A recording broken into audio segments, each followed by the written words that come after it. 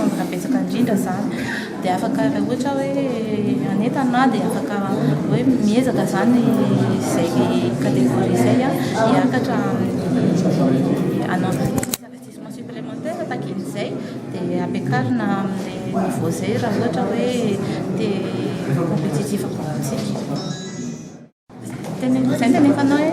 toutes les catégories misy manao demande daholo satria tsy na misy olona ny zavatra tena tiany dia ohatrany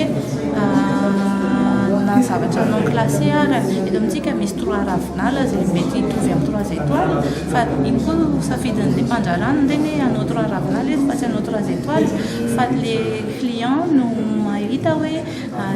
izay no zay ny service mety aminy dia zay ny demande fa tsika ananantsika daholo le frange ana demande rehetrarehetra satria tsika manana client lavitra be izay manana client avy lavitra zany ohatra ny avy any Amerika avy any Europe sy avy any Asie lavitra fa tsika koa manana client amin'ny région zany hoe avy any amin'ny Afrika ny